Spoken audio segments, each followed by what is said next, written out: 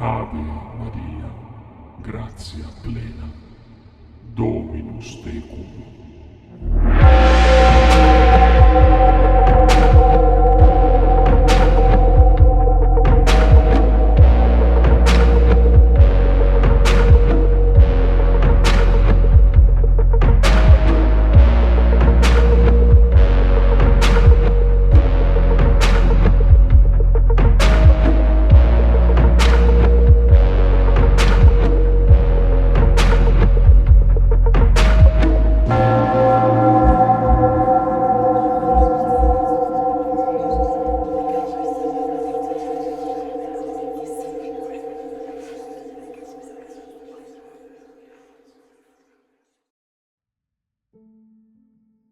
Welcome back to the Red Text Podcast. I'm your co-host Ry, aka the Mestizo Mystic on Instagram.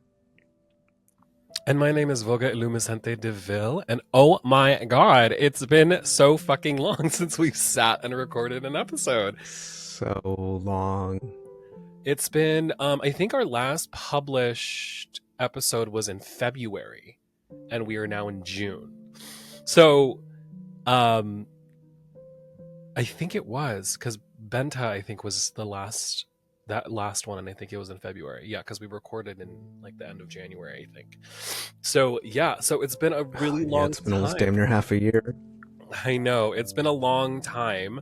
We'll fill you in on some of the reasons why we had to take a hiatus. But it's been a very, very busy, what is that? February, March, April, May, June, almost 4 months, maybe 3.5 months of no red text for a while. It feels so much longer. I don't know. It does and it doesn't. Like I don't really know how it feels. Like I know it feels like we haven't recorded in a very long time, but it also doesn't feel like it's been that long. But it's also because I just saw you like 2 weeks ago, so maybe that's why. I don't know. But yeah, let's like kind of get into it. Like what happened? Like why did we have to take a break? Why don't you start? There are reasons for the both of us that we needed to take a break, but why don't you start? Yeah, I was god fucking. Many reasons. I was moving out of a horrible, abusive living situation with a very unstable roommate who, I hope he gets the help he needs. Do I hold resentment? Yes, but at the end of the day, I hope he gets the help he needs because he was highly disturbed. But that, on top of dealing with that for almost like a year and a half, on top of dealing with school, was like so debilitating for my energy, emotionally, psychologically. Coming home and never knowing if that space was going to be safe takes such a toll on you, especially when that danger just keeps increasing in intensity throughout the time period. So that was going on. Thankfully, I'm in a new apartment now with my partner. We actually moved around the end of February. So it coincided nicely with going on hiatus because not only was I able to focus on school more and not focus on, editing and recording and things of that nature, I was able to just, put all my energy towards school, which even that was really difficult this semester. And then also the energy towards just moving from one place to another. And moving is so fucking stressful. Like when it's over, it's great, new place, but like the process of it, of like figuring out how you're gonna move all your shit and like having to find somewhere and touring places and putting a deposit, that whole process is so strenuous. And like when it's transitioning out of a dangerous living situation too, it's like even more stressful because we were just like, we were trying to go, we were on the go. But thank God everything worked out. We pretty much moved into the very first apartment that we saw that we got approved for. It has a beautiful backyard, beautiful trees, one like giant ass tree. I definitely know it's old. And my dog loves the backyard. She didn't have outside space at our old place. But yeah, the main reason for my hiatus was school and just not having the emotional or energetic capacity to even put any energy towards the red text how I would have liked to shown up due to the previous living situation, moving, and wrapping up spring semester of my second year of grad school. Only one more year to go. Oh my goodness. That's I crazy. know. I start working as a therapist this coming fall, which is like mind blowing to me.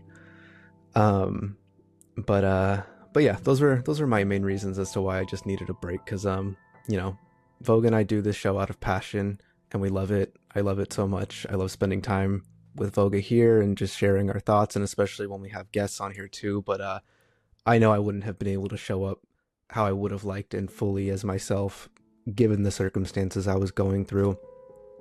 So I decided to take that, step back and take a break, and it was, much needed, and it's paid off, and I'm very happy with where I am now.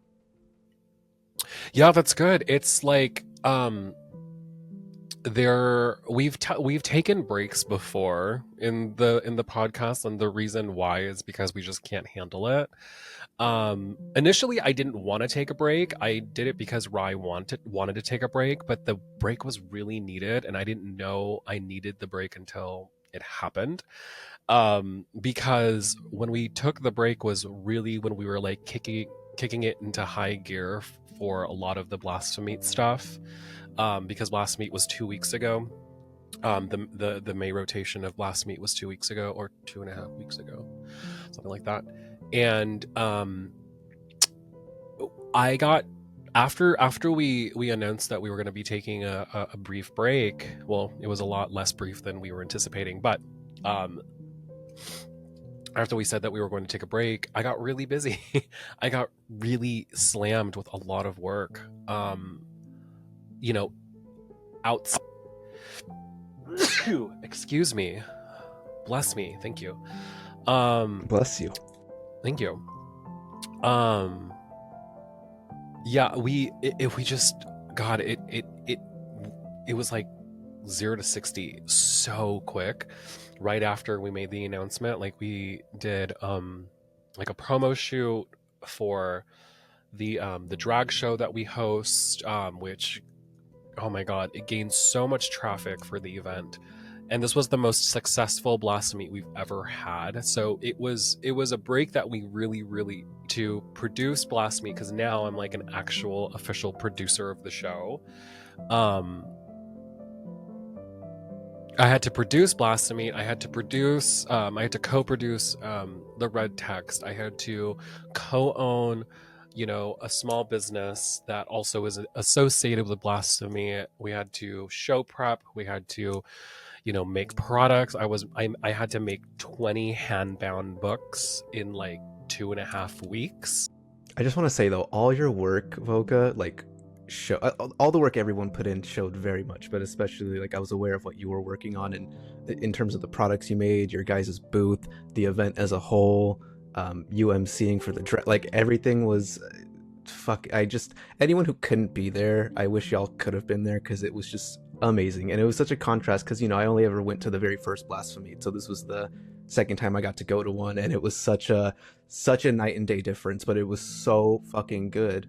You went to the second Blasphemeet, but even then it's so different from that was the second one. Oh, no, it was the third. No, it was the third. Blasphemeet's almost 3 years old. So okay. Yeah, you came to the first one where me and Franny were like a business together, which was last May. Got it, but that wasn't the first Blasphemeet. That was not. That was the third. So there's one in between. Got it. But in saying that, with one having him being between the one that you were, the last one you were at, it's such a crazy contrast to how much bigger the show got. Mm-hmm. I never, like, I've been with Blasphemeet since the beginning, since the first show, and the show, I did not anticipate the show being that huge. Like, it was huge. Like, we had it was huge. I think it was over 2,500 RSVPs before the event. Wow. Which is crazy. Like, the event is free, but we require an RSVP to be admitted because it's a private event. There are things that folks need to understand, like going into it. There's like, it's not like a necessarily a family friendly event. Like, there's a lot of there's a lot of extreme content at Blasphemeet, you know what I mean? So we require an RSVP. So the RSVP, we get a count also, which is, you know, a blessing because we get to kind of anticipate what the traffic is going to look like. And we hit like 2,500 RSVPs like maybe 2 days before the show. It was wild. Like, we weren't anticipating it. Like, when we hit 1,000, we were just like, holy shit, this is crazy. And then by show date, it was 2,500, which is nuts. Yeah. Thank you very much. Yes, we work very, very hard. The production team at Blasphemeet is made up of just a group of my friends who just believe in the vision, you know, who believe in the vision of what Blasphemeet is, and we work very, very hard to help as much as we possibly can to produce a really cool show.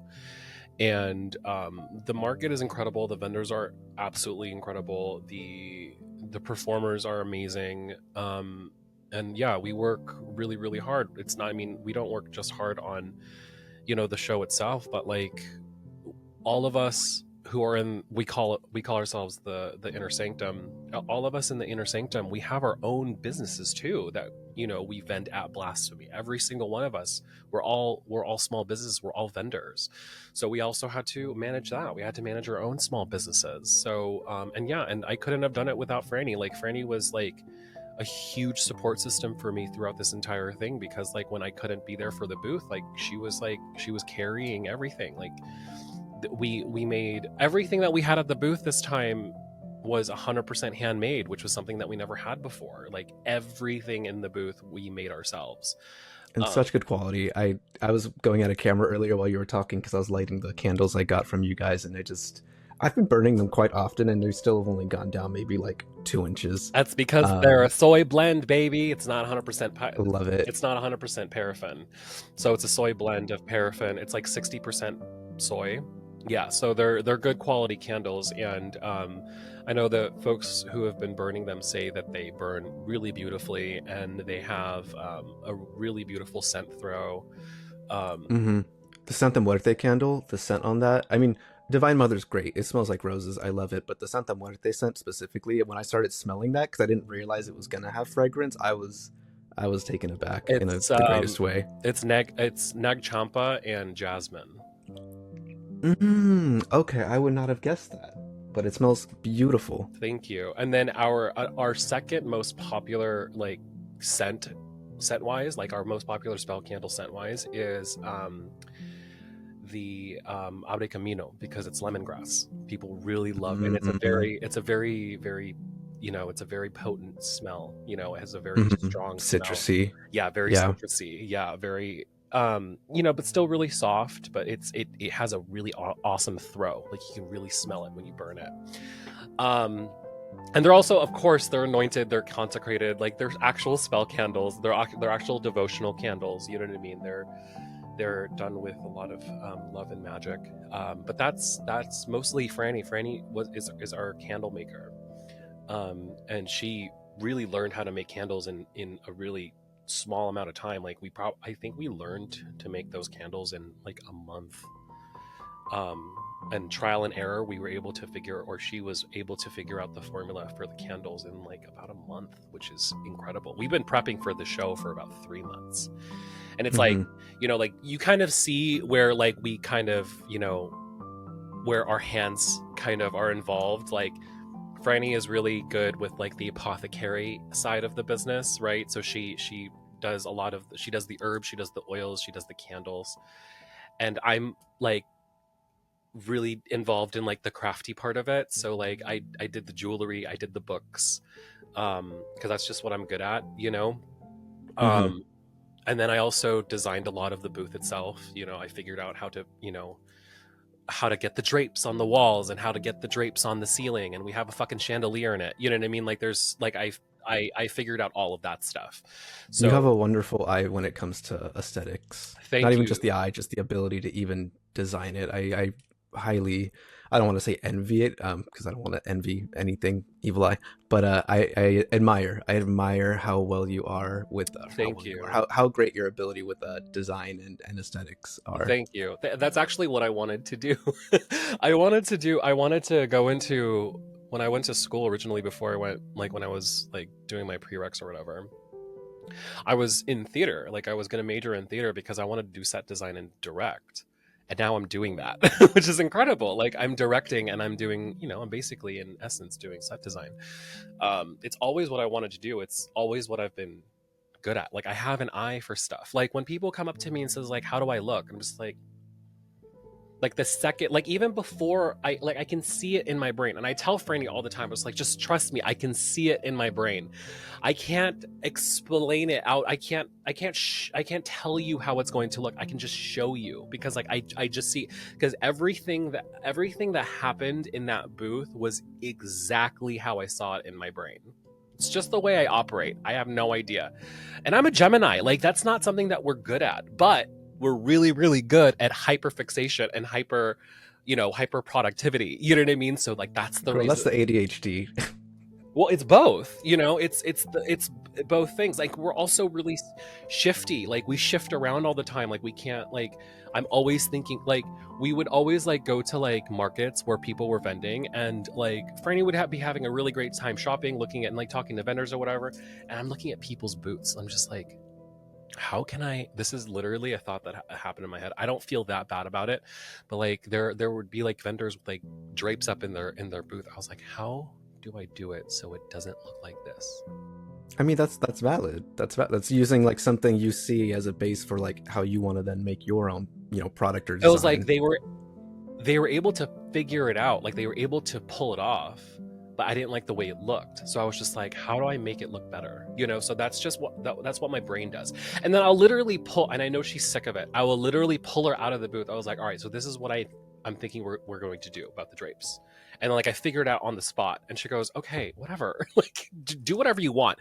You know what I mean? Like she's just over it now. Like at this point, she's like, okay, whatever. I think it's not even just like trust. She's just like done talking about it. And now that it's done, it's done. We never have to do it again. Like all we have to do is set it up. Like we don't have to figure anything out. But yes, the booth was beautiful, and I'm very proud of it. We're very proud of the booth. We're very proud of the products. It was stunning. But yeah, those 3 months of our hiatus from the Red Text was us prepping for Blasphemeet, because it was such a huge show. And I had to prep for the drag show. I had to cast for it. I had to do the promo shoot. I directed and wrote the promo shoot. It was so good. Thank you so much. And I'm already writing the next one, because Blasphemeet's in November. We already scheduled the next one. So I already pitched my idea to the rest of the production team. They're all game for it. Now I have to write the next one. So yes, Blasphemeet is going to be happening. I'm going to just use my platform, our platform here, as a time to promote the next one. The next Blasphemeet is going to be in November, specifically November. I was hoping I was going to get there before November 16th and the 17th of this year. This is themed around the 6th level of hell, because it is the sixth event. So now we are actually in the city of Dis. We are actually entering the city of Dis. So yeah, so that's the reason why Red Text had to kind of take a back seat for a while, because Ry was overwhelmed with moving and figuring out her school stuff, and I was overwhelmed with production and show prep. But now that Blasphemeet is behind us, and summer is upon us, like the second half of the year is upon us, we're kind of ready to like get back into the routine of recording and talking. Also, I'm just going to tell you right now, because this is part of the check-in. I am not doing okay. I am not a happy goth. It was 90 degrees in LA today, and I was not happy. I'm starting to feel my mood shift. Like I'm feeling it already. It's happening. It happens every year. It happens around it happens around this time of the year, around my birthday. No one knows when my birthday is. I think you know my birthday, but like not a lot of people know my birthday. I'm just gonna say it's around this time. My birthday's in the summer. So I'm never in the best mood on my birthday because of the weather. So I'm starting to feel it. I'm starting to feel my mood shift now that we're going into the heat of summer, and I'm anticipating it to be a really hot one. Oh So God, wonderful. yeah, it's gonna be. Well, you don't have to fucking deal with it because the Bay doesn't get anything higher than like 75. Okay, but listen, that's hot to me. Like today was like 80 degrees and I was burning up in my car. It was nice though because it's been like it's been breezy, so like when I get out of my car, it's bearable. But like, I mean, I have air conditioning. It's just I like the windows down and shit. But for me, anything over like 70 degrees is like warm/hot. And then everyone and their mother's out doing shit, and I hate crowds and bunches of people, so that just makes me angry. But I love the summer. I would pay good money for that weather year round. Like that sounds fantastic. That sounds like fucking heaven. I do not like summer. I don't like it. Like it's just it makes me so mad. Like I hate summer so much. I don't like the fashion, I don't like the weather, I don't like, I don't like the things that you can do in the summer. Like I don't like to swim.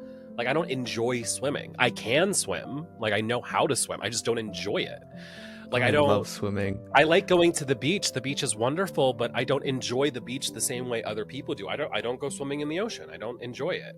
I like being on the beach, but I have to be completely shaded. Like there has to be a humongous canopy and like a lot of food and alcohol. It's like the things that people want to do, especially my friends, everything that they want to do is always outside. And I'm just like, I don't want to go outside. Like everything that happens in summer for me is like, I have to wait for the sun to go down and let's go to a bar and drink. You know what I mean? Which is not literally a vampire. Literally. It's like, I don't know. I wish I liked it more, but I just really don't. My chemistry just doesn't work well for summer. Like I just run so hot. And so like, because I run so hot, being hot makes it worse. Like it's just, yeah, I hate it. That makes sense. I tend to thrive during the summer. I mean, it's funny because like I am a Leo and my birthday's also coming up. I feel like my birthday's known, but whatever. I don't care. Yeah, for some reason, like summer, I think it's because the days are longer, so I don't feel as like bogged down when I get home from school or work and it's already fucking dark and I don't want to do anything. Whereas when the sun sets at 8 and it's still light out till 9, and I just feel like I have so much more time in my day to get stuff done.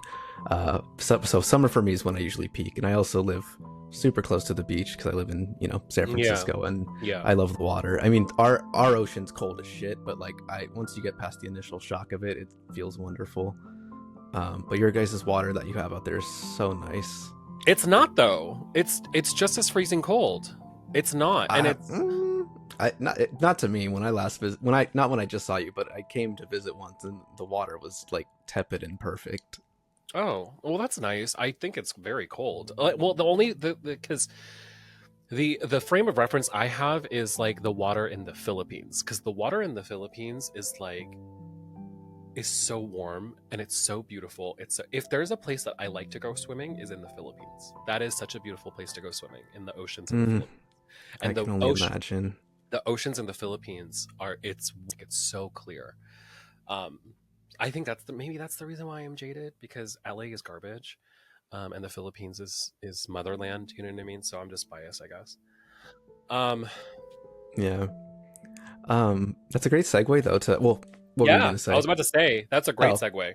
Yeah, just something I read. I think it's from the book Spiritual Cleansings by Draja McCarrick or something like that. But the book is titled Spiritual Cleansing or Cleansings, and something they recommend in that book that I also try to abide by is at least once a year fully bathing in the ocean, because that in and of itself is a spiritual cleanse. And today's topic is cleansing. I know it took us 20 minutes to get there, but we've been on hiatus. You can listen to us gab.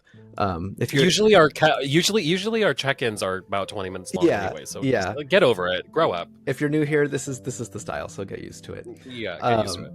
But just taking a dip in the ocean. And there was a day either last year or the year before where I was feeling like very heavily depressed, and I went to the ocean and I went in it and bathed myself in it, and I immediately felt like a weight was lifted off my shoulders. I still had like some struggle with like mood and energy, but like contrasting to what I felt before I went into the ocean with after. Like, it was, again, night and day difference.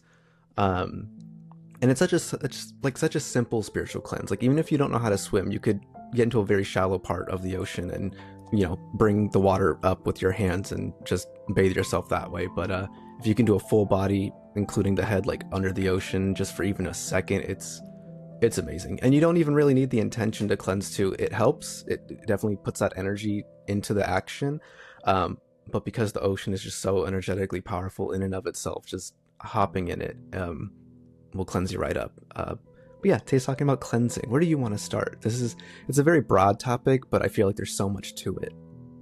Mm-hmm. Yeah, well, it's the only reason why it's so broad is because there's a million ways to do it. Mm-hmm.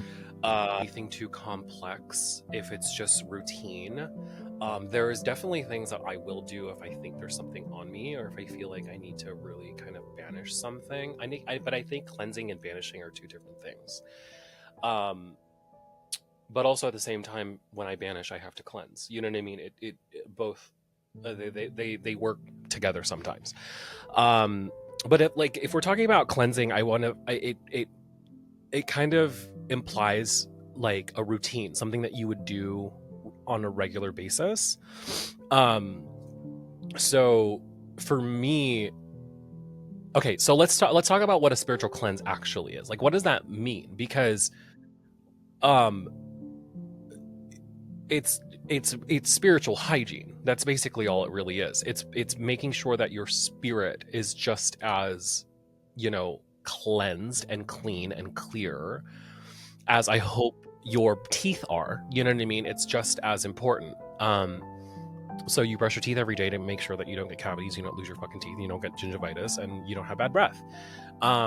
You spiritually cleanse to make sure that all the spiritual gunk is gone, or anything that could be potentially attached to you to potentially, you know, make your life hard is not attached to you, or maybe like transient spirits that weren't invited could maybe show themselves out, so that you don't have to, you don't have to carry that weight with you. There are different reasons why you should cleanse. Something that I routinely do is cleanse my space, spiritually cleanse my space, especially because my space is kind of limited to this bedroom. Going on what it's like to live in LA, we have a housing crisis. I still live with my parents because I just can't get myself to justify paying an exorbitant amount of money if my parents are letting me live here. So I'm gonna take it. No, 100%. Yeah, that's so valid. Yeah. And it's also really close to work. It doesn't make any sense until I can figure out what it's going to look like for me to like buy a house, which is almost impossible here in LA because, like I said, we're in a housing crisis, not just for the folks who are low income, but even for folks like me who make a decent living. There is a housing crisis. Housing is not affordable here in LA for anybody. Or I marry rich, which is really the goal. When you have a space that is very specific to you, like my bedroom, and especially because I work with the currents that I do, there's going to be spirits who come and go, some are invited and some are not. So I have to regularly make sure that everything that is invited and everything that is wanted here is here, and whatever isn't. So I do a routine. I have a lot of mirrors which you can see right behind me. It's over my left shoulder, but I think on the camera it looks like the right side. So it's right. Oh no, it's the right side. Sorry, it's right here. That's a big mirror door that's like my closet, and then in front of it I have a vanity where I do my makeup. And then I have a whole bunch of black mirrors, which are my computer screens. I have like 4 screens going at the same time because I'm an editor, so I have a full editing bay in front of me. And the black screens are also black mirrors. I also have a mirror on my desk, this is one of the mirror. Oh, there you go. You want to say hi to us? Hi. I have this mirror so that I can, see myself periodically while I'm recording or if I'm doing mirrors everywhere. And I make sure that those are nice and cleansed, and those are also locked so that things can't because, some folks believe that mirrors are portals into your space, which is something that I believe. So I make sure that those are cleansed and those are consecrated, or no, they're not consecrated, they're sealed with a sigil that I made. I seal them with Florida water and holy water. I just draw the sigil on the mirror and it seals it.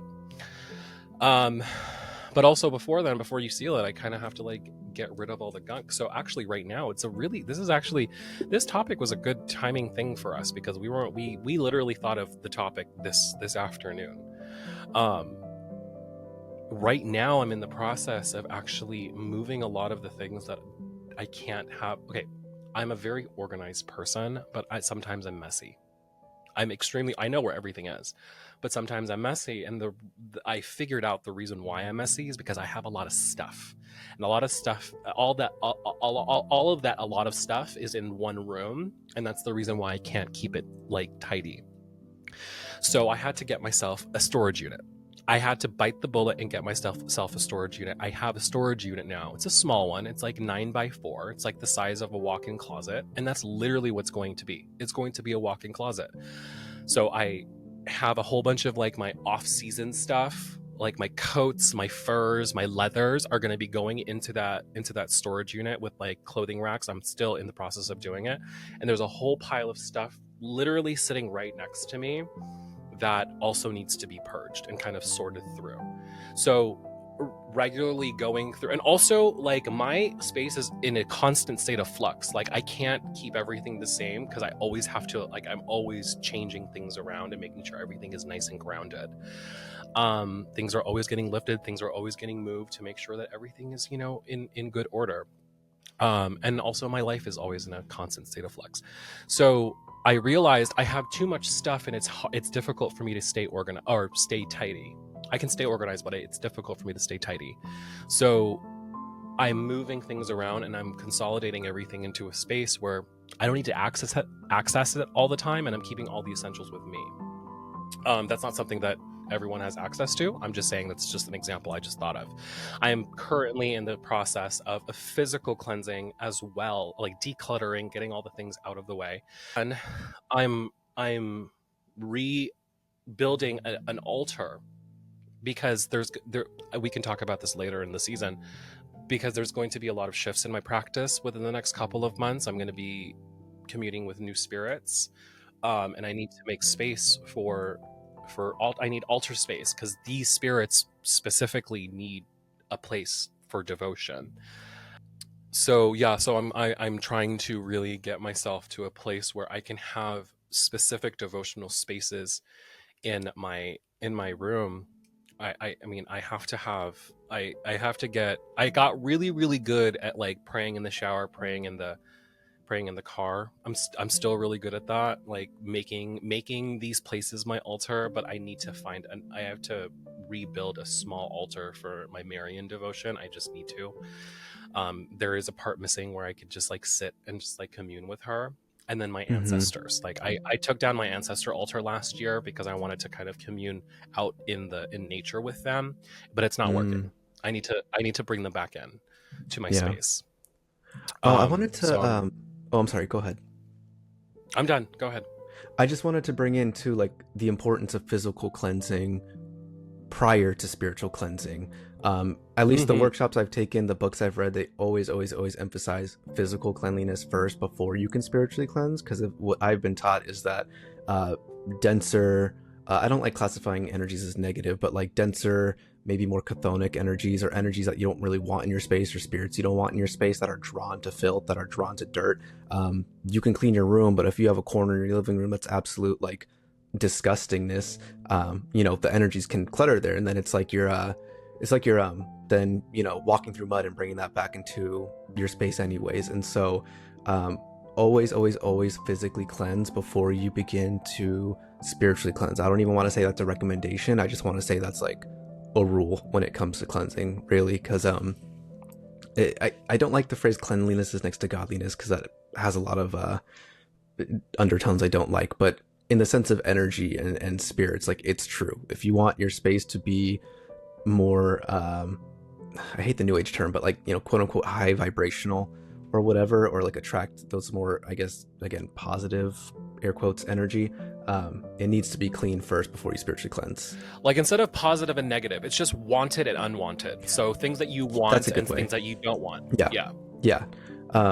But in that case, though, if you are looking to attract spirits of like, those like chthonic natures or spirits that are attracted to filth, then make your space dirty. But as Voga was saying too, it's I don't think that's how it works. But yeah, I understand what you're saying. I don't work with because spirits, so I can't speak to it. I have friends who work with chthonic spirits, and that's not necessarily how it works. But I understand what you're saying, because it's not necessarily chthonic spirits or like infernal spirits. Like infernal spirits are not attracted to filth necessarily. I know that there's filth associated with them, but it's not necessarily like I'm gonna make my space dirty so it's more attracted to them. Not necessarily. Like death is dirty, a carcass is dirty, but that's attractive to an infernal spirit, right? Like if you have like a decaying carcass, that's something that's being off. But like something that's like dirty and ugly and like sloppy is not attractive to any spirit. You know what I mean? So I mean, it also depends. Like I'm pretty sure there are practitioners out there who thrive in that kind of environment, and that's totally fine. Like there are folks who work in the woods, you know what I mean? Their hands are dirty and their feet are dirty, and they're that's just how they working with the earthly spirits. Like you get dirty. Like when I go to the beach to work with the water spirits that I've communed with or I've cultivated a relationship with, I get dirty there too. Like I get into the sand, I get into the water, I get into the muddy, I get into the mud. That's just part of it. Yeah, that makes sense. Yeah. I get what you're saying. Well, because I knew someone who works with Hecate, and like I guess there's an epithet and aspect of Hecate. I guess the name that she goes by, I don't remember off the top of my head, is filth eater. And so they would take like the filth around their home when they would do sweeping and stuff, like of their dog hair, of dust, dirt, whatever, and use that as an offering to that specific aspect of Hecate, because she is the filth eater of filth, the filth. So like I guess that's one example of like using dirt and filth as a way to in this case an offering, but to commune or connect with the spirit. But like for instance, like if you're working with like Venus or a Venusian spirit, like that, you better be clean, you better be perfumed, you better be dolled up before you even try to approach those spirits. Like one habit I try to adhere to is before I ever actually like kneel and pray at my altars or even do workings, I always try to make sure I'm physically clean. So usually in the morning or evening I'll shower, and then after I shower I'll approach my altars. And I know they wouldn't like turn me away or be opposed to me not having showered beforehand, but for me it's like that act is an offering of itself. Like I want to approach these spirits I care about and am devoted to in a more clean state. And then also it's one of those things that when you get into the habit of doing with that associated intention, like it just it kind of transitions you into a trance state, or like into the mindset of like, oh okay, I'm showering with the intention to be spiritually clean, and now I'm going to be in the energetic mindset to start actually performing the work after the fact. So, I mean, like everything we talk about on this podcast, with most things at least, there's tons of nuance. It depends. But I did want to bring in that conversation of physical cleanliness prior to spiritual cleanliness. Because if you read a lot of old school books, or even books today, like the one I was mentioning earlier on spiritual cleansings, like when you're doing floor washes, you're supposed to mop from the back of your house to the front of your house, because you're pushing all of those energies out. And then when you're doing the floor wash to bring in what you want, you do it the opposite of mopping from the front to the back of the house. Something I learned, I can't remember what book, it might have been Cleansing Rites of Curanderismo, but somewhere I read that when you're moving, like when you're getting rid of energies, you want to move around the space in a counterclockwise motion. So what I do, because how I cleanse most often is with smoke. I love it. I just love burning incense and frankincense and copal. That's my shit. That's my go-to cleansing method for my body, for my spaces, for items. I'll go around with the incense, but I'll be like physically moving the incense counterclockwise while moving counterclockwise around the space, because I think something said also, like when you're moving it around counterclockwise, it's like trapping those energies, and then when you go counterclockwise removes, and then moving clockwise is then bringing that energy into the space and filling it with what you want. So that's just a little thing I do in my practice. Love that. Love using smoke. It's fantastic. It's fucking great. I've burned so much incense in here before, but I guess the other day, like, I got some really nice quality copal, and it makes much bigger like plumes of smoke than the one I burnt previously, and I guess it set the fire alarm off, which is just, I've burned frankincense and it's filled up the whole apartment, and that was never a problem, but that one piece of copal just for some reason set it off. But yeah, I love incense. For me, that's just the easiest and quickest way, because also, like, you can do yourself with it, and then you could even just leave it in a space to burn and fumigate that entire space, and that smoke is going to touch damn near everything. And so you're cleansing your items. It can also be an offering. You're cleansing not just your space, but everything in that space. So for people who are able to smoke cleanse and fumigate their spaces like that, highly recommend it. I know people have allergies to smoke or don't have the ability to burn things in their spaces.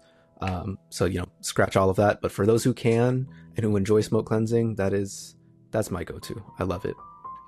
Yeah, okay, so that's amazing that you brought that up, because that's a good segue into what I'm about to say. I was like, what do you like to use? Like, what do you use in smoke? You like using resins, and you like using herbs. So yeah, so I mean, if it's not smoke, what else can you use? Like, what's an alternative for someone? Like, for example, for me, I don't use a lot of smoke in my house because I just can't, because I live with other people. And a lot of smoke, like, my mom is very sensitive to smells, and she'll just start sneezing. Like, I have like a small little, like, maybe half a pound of frankincense and myrrh. I've had it for 4 years because I use it so infrequently, because I just can't. I love frankincense and myrrh. It's like one of my favorite scents ever. But I can't use it. So I have to use alternatives. So, like, what's an alternative that you would use if it wasn't smoke? Yeah, so thank you for bringing that in. So something super simple I learned from one of my mentors. It doesn't have to be Florida water, but it's commonly done with Florida water. It's called a spiritual pass. So you just, I mean, for those watching visually, I can demonstrate, but you take whatever liquid it is that you would use for spiritual cleansing. You just put a couple drops in your hand, you rub them together. I usually like to take an inhale, and then you just go over your entire aura. And this is for specifically the body and like etheric energy of your body, and just going around your body, but from top to bottom. So, like, kind of going over your head and, like, kind of like flicking it away as if you're like trying to dry your hands after just washing them, and doing that all over your body, you know, arms and all the areas, including your feet, like from head to toe. I was taught to do that morning and night, or anytime like you're coming back from leaving your home. And that's another night and day difference. Like, there's days where I was just in an energetic funk and didn't know it, and then I would do the spiritual pass with some Florida water and would feel better like that. And that's, you know, for people who resonate more with the element of water, that's a way you could incorporate you know, spiritual colognes, or you can even just, you know, bless your own water and do it that way. Again, like, the thing with cleansing, because it's so broad, like, there's no reason, one, that you shouldn't be doing it, and two, that there should be no reason you can't find a way to do it. Like, even if you have no materials whatsoever, even if you have no materials whatsoever, I would even argue that you can still manage to do it just through the power of, like, if you have a strong enough intent. I know in Reiki, there's a meditation that's meant to, like, cleanse and prepare your body to then perform Reiki either on yourself or others, and it involves kind of just doing what I demonstrated, but, like, without any waters or colognes or anything like that, but just really concentrating on, like, sweeping off any residual energies off your body.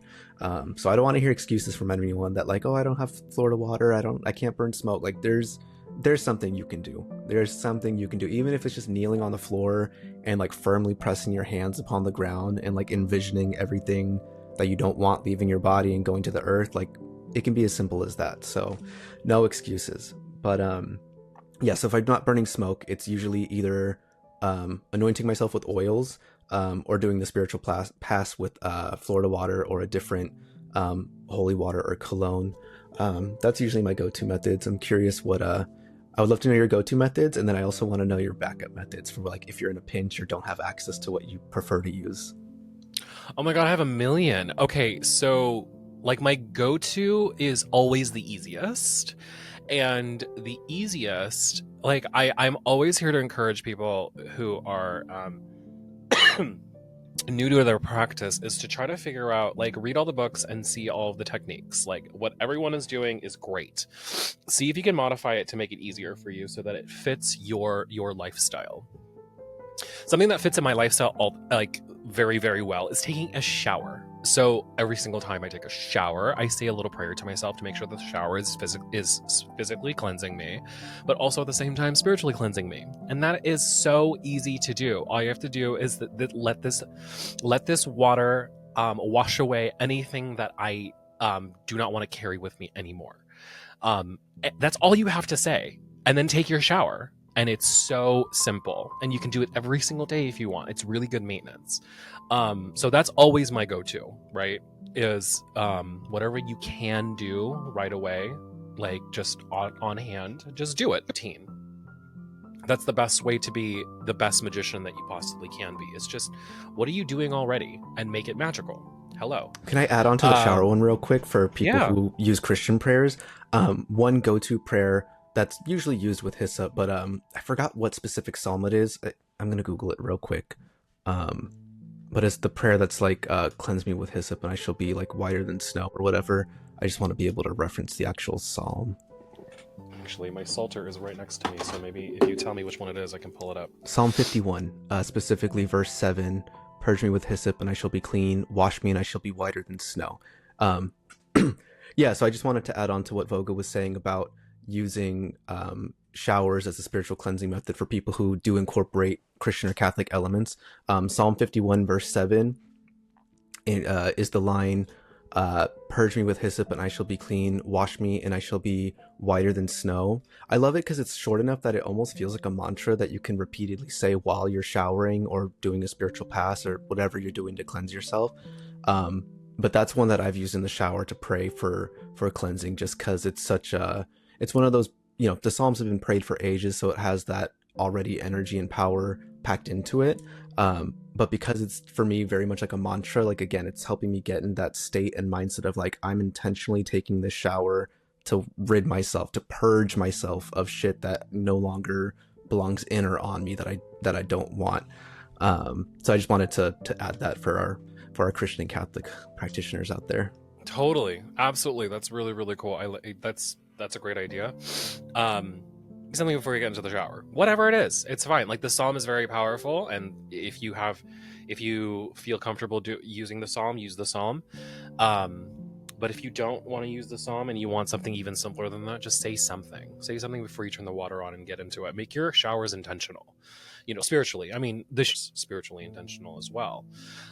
Two birds, one stone, which I'm always an advocate for. What do you call it? Efficiency. And then go-tos for the space is definitely a sweep and a floor wash. That is something that I incorporate all the time, as frequently as I possibly can, whenever I get a chance. Back to front, top to bottom, and then front to back, bottom to top, right? To cleanse, to banish, and then to bring in the blessings, right? Things that I like to use is water. I use a lot of water because it's very accessible, it's cheap, and I can get it in a pinch. Something that I also like to use is salt. Salt is very cleansing. Anything that is salty, so you can add salt to water if you want, because salt and water with a prayer is holy water. And I mean, officially, there is an official prayer that you must use for it to be actual holy water, and I understand that, but I'm just kind of, in a general sense, you add salt to banish what's in the water, and you make it holy water by saying a prayer over it. Also, something that I love to use too, that's a little bit heavier, it's not necessarily cleansing, it's more of a banishing, is guava leaves.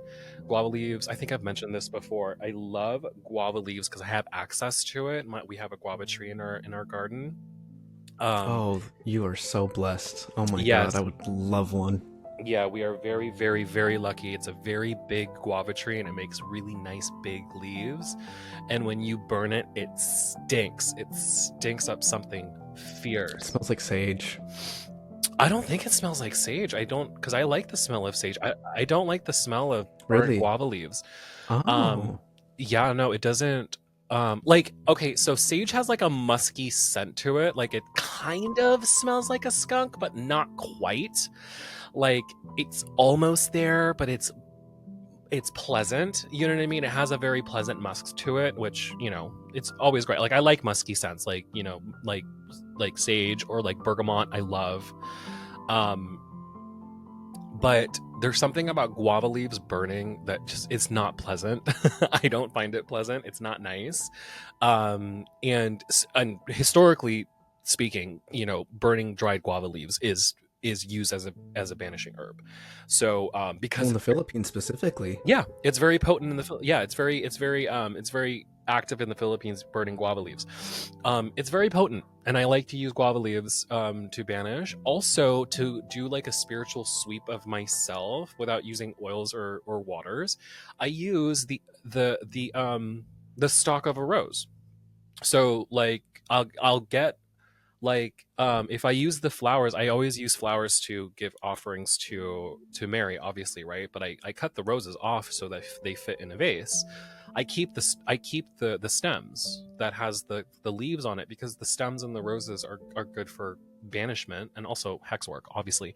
But you can use it to banish and kind of cleanse yourself. You kind of make it into like a little broom, like by tying the end of it off, and kind of use it as a sweep on yourself. I use it at the booth sometimes, like when we do like spiritual cleansings. You can use the you know, the thorny stems of a rose, you know, of like a dozen roses, to cleanse yourself.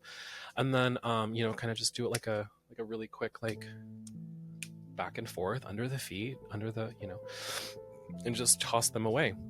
Other ways that I like to kind of intentionally rest, to make sure that I am doing, like when I kind of cleanse myself of like of stress, you know, of like, because I think that if I'm mentally stressed, then I'm spiritually stressed. So I want to make sure that I'm not just physically cleansed, I'm also mentally cleansed. So I like to intentionally rest, and what that means different things to different people. Like when I rest, I want to make sure I'm doing something that I enjoy doing. Like I could be making a book, which is work, but I enjoy it, so I'll do that while watching a really like a TV show, or like listening to really good music. Like I'll just like vibe out. Like I remember last time I made like a round of books, I made like 15 books while watching the entire Matrix trilogy. I had the best time. Like it was, and I was really relaxed. I was having a good time. I de-stressed. I was feeling very good and like grounded.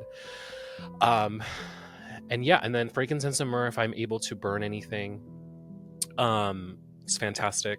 I don't like baths, so I don't take cleansing baths. I just take cleansing showers.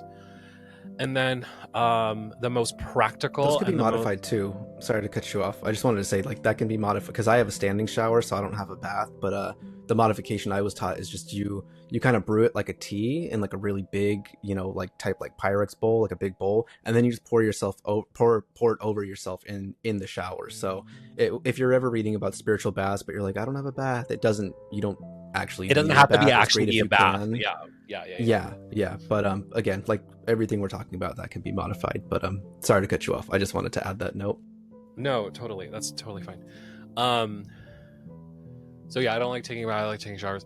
And then oh, this is something else I totally forgot. It must have been a lie. That's what my grandma says. I was gonna say something, but I totally forgot. My grandma goes out. It was probably a lie. That's so funny. My friend just told me her grandma told her the same thing. Yeah. What I'm looking for. Or this is what my mom does. She goes, "That's why you look with your eyes and not your mouth." I tell my partner that all the time. You know, that's your Filipino side coming out. Damn. It fell out of my head. Totally forgot what I was supposed to say. Oh well. What was I talking about? I was talking about books. I was making books. You're making books, watching The Matrix, and then you were saying you don't like taking baths. Yeah. There was going to be a follow-up to that. Oh well. Um, fuck. Now it's gonna bother me because I know that it's like on the tip of my tongue. Oh, I remember. I looked over Anthony's altars right there, and I saw Anthony. He helped me remember. Thank you very much. The most practical and economical thing that you can do for a cleanse is pray. Just sit and pray, and you will. If you ask for a cleansing, it will be granted. So, you got nothing else? Like what Ry said, it's like also prayer doesn't mean you're praying to saints or God or Jesus. Like just talk to your spirits and ask for it, and it should be granted. And that's the most practical. As long as it's from the heart. Yeah, make it genuine, make it sincere. You know, if you ask for a cleansing, they'll give it to you. So now that we, so we talked about what we do for cleansing. We don't just like, okay, now everything's clean, everything's done. Practically we want to protect that. So we want to make sure it stays that way. So, I mean, you and I being neurodivergent ADHD divas, our biggest obstacle for anything that we do is maintenance and consistency. So, when you are consistent and you are maintaining effectively, what do you do to keep that, keep everything the way it should be? Yeah, oils are my best friend. I already have the habit of anointing myself with oils for whatever intention, so usually that fills the thing with cleansing is sometimes or not even sometimes, like it creates a vacuum, right? Like if you're pushing stuff out, then if you're not, performing something afterwards, that leaves an open space for anything to come in afterwards. And so for me, it's at least with my body or even spaces I anoint with oils. I'll do, depending on my intention, either oil for self-love or even just oil for glamour magic to look good that day to others, because I already know I look good to myself, or like protection, road opening, like really damn near any magical oil that you would want to have that intention with you after you cleanse yourself. The spaces I like to cleanse or to anoint on the body specifically, like third eye area, the crown, top of my head, right behind the ears, as if you're kind of like putting perfume there, and like right on the back of my neck. The back of the neck is me too. Spine is, yeah, because that's a space not only where parasitic spirits will attach, but it's just a very like it's like a gateway for energy to go into your body and spirit. So when I'm anointing myself there, it's to really like seal in that intention. I don't get too caught up in like the order in which I anoint my body, because it's more so for me important like how I'm cleansing, like top to bottom. You could hypothetically like then go like bottom up with your body, because you push stuff out from top to bottom, you're bringing stuff in from your feet to your head. Oh yeah, I never really thought about that. I start from the top of my head and go down. I never really that's not true. I actually start with my hands. I actually do this and I do this. I go like from my arms down and then go to my head, I think. Yeah. I'll do my fingers. I'll usually anoint my my index and middle fingers, and then I use those two fingers to anoint like my wrists and the other areas of my body, because it's just easier for me. But again, don't overcomplicate stuff if it's going to keep you from doing it. Like, do what works for you. These are just kind of like traditional methods, but magic is an ever-flowing, ever-changing practice, and if it works for you, it works for you. So find what works for you. Try the traditional methods, see how that works for you. But if you're getting too in your head, which is keeping you from doing any type of action, just do it rather than thinking about doing it the like quote unquote wrong way. Just fucking do it. What oils? For me, what oils do you use? Oh God, so many. I got this Good Fortune oil from House of Ophidius. They only made 10 bottles. It's kind of similar ingredient wise to like the Van oil that you would find in Hoodoo. I forgot what other additions they made to it, but it smells amazing because it has lemongrass amongst other things in there, but it's so fragrant. It's been so effective because the purpose of it's not just to draw in good fortune. Like the more you anoint yourself with it every day, it reverses bad luck and bad fortune to make way for all those other things to come in. And it's definitely been working for me. Like I live in San Francisco. I've been finding parking like left and right, which is usually a fucking bitch. And just been having like fortuitous things happen. It's great. I also have some other oils from House of Ophidius. The business owner's name is Jackson. Super sweet, great customer service, by the way. I have their money drawing, mastery, and road opening oils. And then from another practitioner I admire and adore, Brother Moses over at Hoodoo Moses on Instagram. I have his Crown of Success, his Wealth of Solomon, and his Evil Eye oil. I need to get in the habit of anointing with the Evil Eye oil every day, but I recently got a new Mal de Ojo bracelet, and because it's a red thread, I'll just anoint my fingers in the Evil Eye oil and soak the bracelet in that. If I don't do like my whole body. Some oils I bought from you when I just saw you the other weekend at Blasphemeet were Love, Protection, and Divine Mother. Ooh, So I'll Divine use Mother, I those make that too. one. Yeah. Um, and then I have this oil from the curandera Erica Buenaflor. It's meant to be used in meditation, but it's a spiritual intelligence is the name of her oil, and it just smells so great that I'll put that on the nape of my neck too, because it for me I feel like it just connects me to like my spiritual core throughout the day. Um, so anointing my body with oils, that's really my go-to.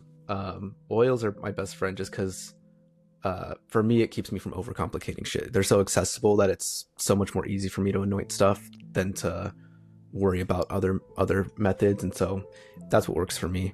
Yeah. Um, but what do you like to do once you? I guess too. Sorry, let me backtrack. Also burning incenses like after cleansing to then also bringing those things. Like just Yeah. because you use the copal to burn, just because you burned copal to cleanse a space doesn't mean you can't also burn it to purify and bless the space afterwards. Um, and so, yeah, just because you use something for one intention doesn't mean you can't use it again with a separate magical intention.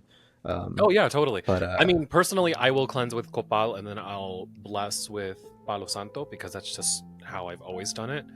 mhm. It's more habitual for me, and I adore palo santo. It's like one of my favorite. So good. It's one of my favorite allies. It's just so Ally. ally. um, I don't know. It feels so good. Like it just feels it smells divine. Like we all know what Palo Santo smells like. Mhm. Every occult shop that you ever walked into probably smells like Palo Santo or Dragon's Blood. Oh God, I fucking love Dragon's Blood Oh, so fucking much. have you had pure like actual dragon's blood resin? Yeah, Okay, I've had it, but I only smelled it for the first time when my friend burned some for me when I was visiting you in LA, um, and that was my first time smelling actual dragon's blood resin be burned, and it was so I don't even know how to describe the scent. It was that's beautiful. that sounds like something that they would have. I'm gonna ask them for it. Um, because like I don't have like Dragon's Blood I use so often. I just get them in the sticks. They're just so easy to use because they're cheap. Like I just get like a fucking huge box of it from Amazon of like Dragon's Blood incense, and we burn. Like that's what we burn. That's the smell that you walk into is Dragon's Blood. And the other smell is Franny, but we usually ignore that. But that's the reason why we burn the incense is because of the smell of Franny. But um the question was, what do I use? Okay, so oils are great. I love oils. I usually only bless myself with oils if I know that it's going to be a big day, a big spiritual day. Like Blasphemeet is a big spiritual day, so I do anoint myself with oils for bigger things like that. Like I use like the Vita Mortis Divine Mother. I have that obviously. I also have one from Frankie. They make a Divine Mother. I don't think it's called Divine Mother, but I know that it's a Marian oil that they make. They graciously sent it to me, and I don't want to use anymore. Like I'm using it very sparingly because it's really really good. Like it's really like it spends like a certain the way that they make oils. By the way, you guys, I'm gonna do like a little plug for Frankie, chaoticwitchot.com. They make apothecary, and their oils are fantastic because they are steeped on their altar. They're fantastic oils. So make sure that you go check out Frankie's stuff. It's really fantastic. So yeah, I don't. It's like a bottle this big, and it's lasted me a long time, and I'm like maybe like a fourth down. So I'm just like, don't use it. Use yours. Use the one that you make, and then just use that for the good stuff. You know, like the big magical stuff. But I just as much as I cleanse with water, I also bless with water. So I use a lot of. I'm very connected to water, and it's not something that I planned. It's just something that happened. I like I said, I've mentioned a couple of times, I have I've been cultivating a relationship with water spirits that are out in this beach that I like to go to in Malibu. So I'm very connected to water. I have I have an affinity to water spirits. So I use water a lot in my practice, and water is also very prevalent in Catholicism. So I use a lot of water. I use a lot of ways, like there's a lot of imagery of cleansing, your disciples' feet with water, or water and blood rushing from the wounds. There's a lot of water imagery, and also water is also is a spiritual magnet, right? So it's a really great way to bless yourself, to also keep your spirits close to you. It's also a filter. It's a great spiritual filter to use to keep the unwanted stuff away, or to kind of trap it and then throw it out. Water is very versatile, and water is fantastic because water is neutral. So it works in almost any plane, right? You can use it in any way that you can use it to bless someone by kind of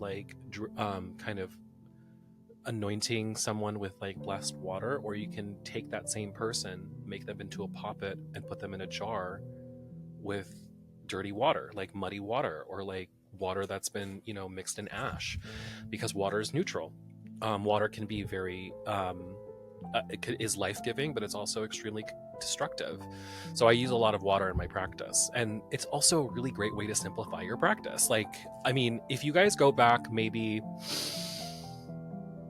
at this point, like 7 or 8 months into the podcast, or go back in time about 7 or 8 months into this practice, I was talking about simplifying my practice, and I made my practice simplified. And the way that I did it was not using a lot of stuff, like not using a lot of apothecary, even though the apothecary is great and you should support small businesses, because I own one and you should be supporting small businesses. Personally, like for me, like you learn to use what you have. Like witchcraft is a craft of need, so like use what you have around you. And something that a lot of people have, a really privileged thing to say, but like, I mean, I live in LA, so we have access to good water. So use it. Use it as much as you possibly can. That's always my go-to. What was the question? What do I use to lock in, to bless, right? Yeah, what do you bring in after you cleanse? Yeah, so holy water I use. Holy water is not as accessible as water is, but like I don't make my own holy water. I go to a church to get holy water. Because it's just easier for me. I just fucking holy water in my room all the time. Like when I'm running low, I go to the church, I steal holy water. You're not stealing holy water's free, but like, I take holy water from the church.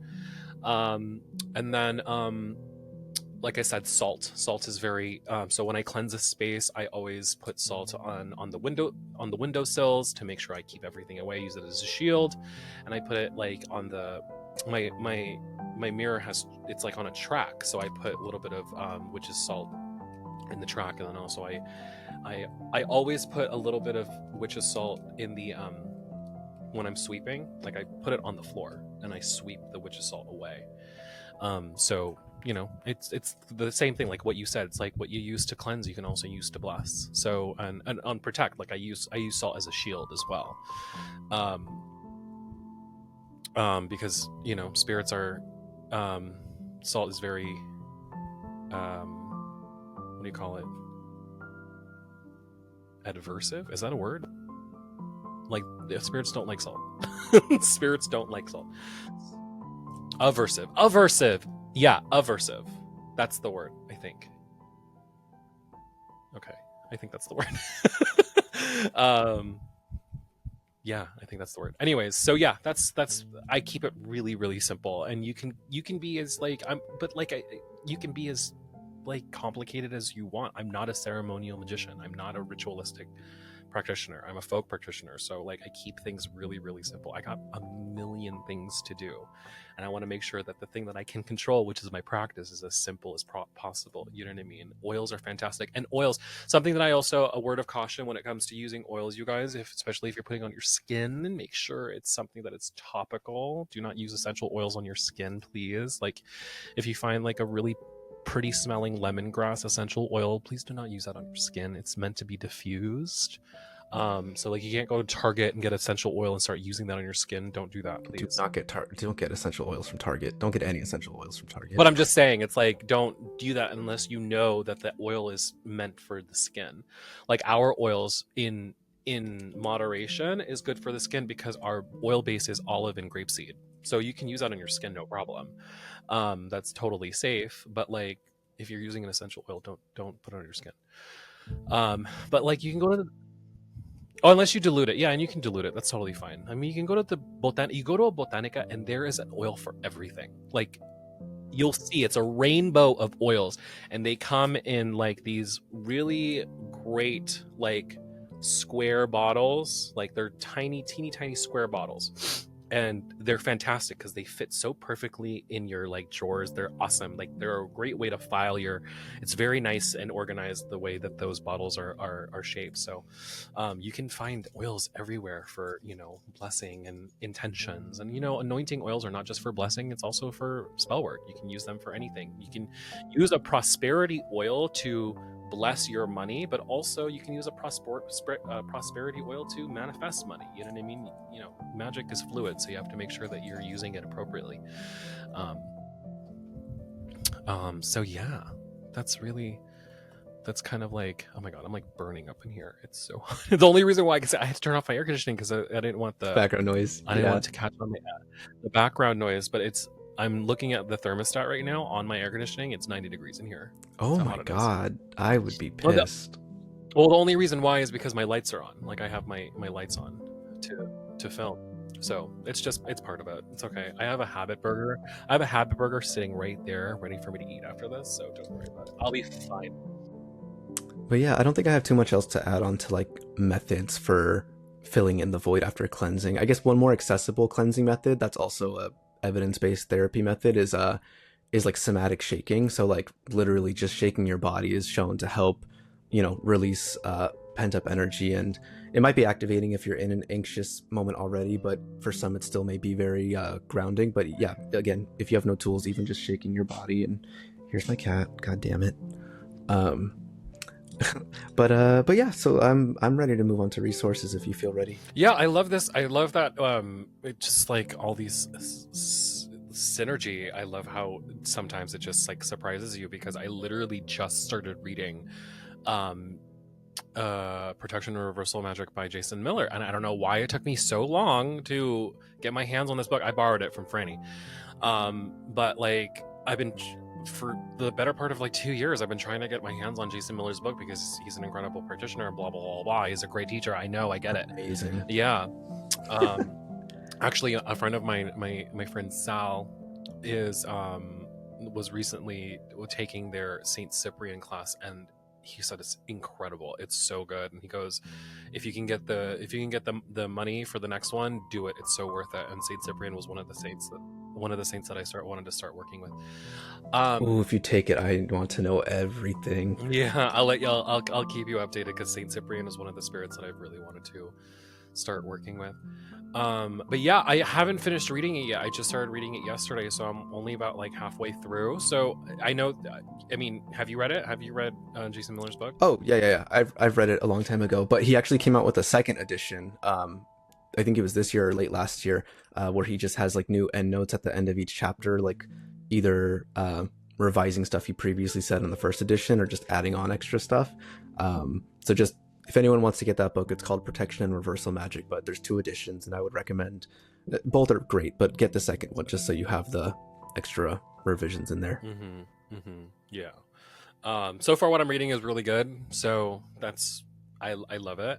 A really good resource for me personally is Powers of the Psalms, because I use the Psalms for a lot of protection magic and a lot of cleansing magic. So that's a really good resource for you, because it has a lot of not just the Psalms itself, but how to use them in magic.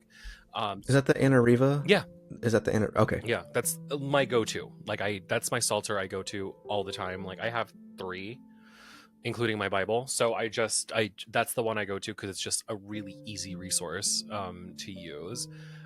So yeah, kind of go through it. There's an intention for every psalm in there. It tells you what you could use it for. So that's something that I use very very regularly.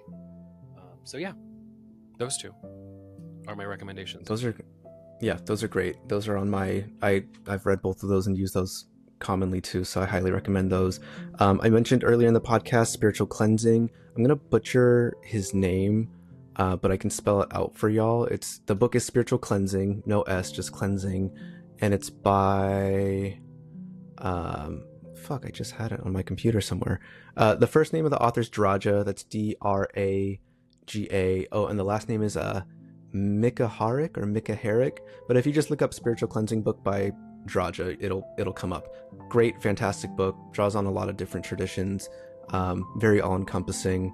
There are some things in there that include like ammonia or bleach.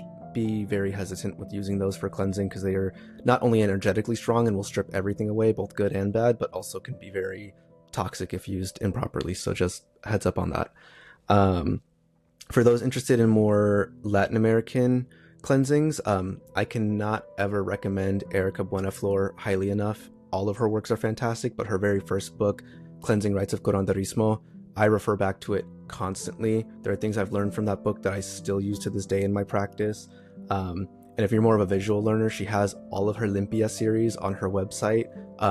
Each one's like $15, but you can get access for 3 months to all the series for like $50. Super affordable.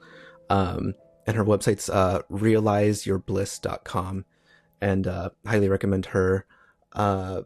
What other books was I thinking of? I'm gonna jump in really quick because there's a source that has been recommended passively as I edit their videos. Frankie always recommends Burn a Black Candle by Dean Norman. It's an Italian American grimoire. So I know that there's a lot of stuff in there for cleansing and protection magic. So that's another, I haven't read it, but it's something that's been recommended numerous times by Frankie. So that's another source that you can look into. Thank you. Yeah, I've heard good things about that one too, probably because of Frankie. God, there's more books, but I'm blanking. My library's in the living room, which is I'm recording in my bedroom. So if I could see my bookshelf, I'd be able to list all the different protection books I have. But we can also put them in the show notes. Very true. And even the ones we all recommended, those are amazing foundations for building or incorporating spiritual cleansing into your practice, which I mean, if you're past a beginner phase in your practice, I'm sure I would hope that you're already adept at cleansing, at least for yourself. But for those who are, just starting out, these are all really wonderful, all-encompassing resources for learning how to cleanse. I'm trying to think if there's anything else. No, that's it. Oh, fun little announcement before we go. Let's do some. I was going to say let's do some plugs because you have your YouTube channel, you have your Discord. Yeah, let's do that. Yes.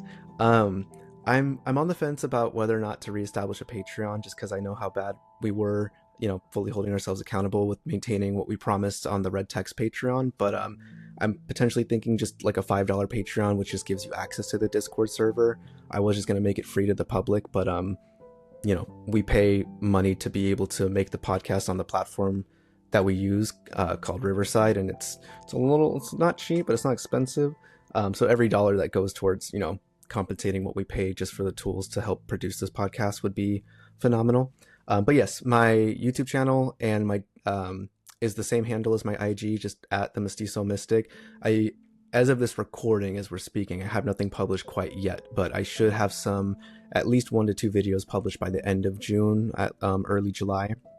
And that's going to be my personal page separate from the Red Text. Of course, I'll plug the podcast there, but that's just going to be me, my journey, and providing content for you guys in a more detailed format than just the podcast and my Instagram. And I'm so fucking excited to start making videos because it's what I've been wanting to do. And then yes, the Discord, again, still figuring out how to release that, but if you want early access to it, if it hasn't been made to the public, join my IG channel on Instagram. You can find it in the bio of my profile, and if you join the channel, you'll see the link there. I can send another invite link, but it's just a space to have community and be way more interactive, because IG channels are strange in the fact that I feel like I'm just screaming into the void and people listen, but I want interactions with people.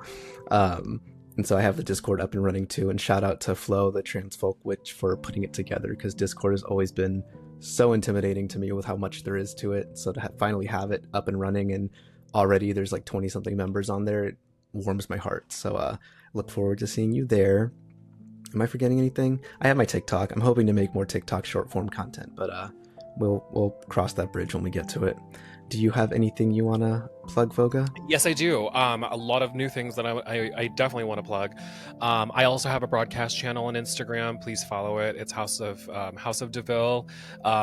It's not necessarily magically inclined in any way. It's kind of just like my everyday movements, especially within the production of Blasphemeet and also my small business, and also just stuff that I like to do, like a lot of beauty stuff, a lot of makeup stuff. I've video in a long time, but now that Blasphemeet's over, I'm hoping that I'm going to actually produce something again. So yeah, I do have a broadcast channel. It's on my bio, and my handle has changed. I now include my drag name into my name, and I also address myself as my full name, which is my title name. It's a title, and Voga is my name, so I just Voga Lumicente DeVille is now my name on Instagram. So really, my name is Voga DeVille, which I don't like as much. But anyways, it doesn't matter. So yeah, follow my broadcast channel. Also follow VitaMortis_LA on Instagram. We are currently working on our online shop. We're trying to figure out which is our best avenue. It's probably going to be through Square. And our storefront is probably going to be Instagram itself. So keep an eye out for online. Our product's going to be available online, so you don't have to wait for a pop-up to be able to purchase our products. And everything that we produce is going to be available on there. So that includes the hand-poured candles, the hand-bound books, the charm bags, the oils, the incense, all of it. It's going to be, as well as our services, which is going to include psychic readings, as well as house calls. If you live in the LA area, we are going to be doing house calls as well. As well as custom spell curation and consultation, where we will actually sit down with you to talk about a spell that you want to do, and we will actually craft a spell custom for you. And if you live outside of LA, we can do it through Zoom and then send you the spell in the mail. Follow Blasphemeet on Instagram as well, because the next event will be here before you know it. The next one is in November. And follow them for updates, for vendor updates, as well as performances and etc. And then at the same time, follow the red text on Instagram as well, the Red Text Podcast, to get updates for our future recordings. Also some really fun stuff. If you do live in the LA area, Vita Mortis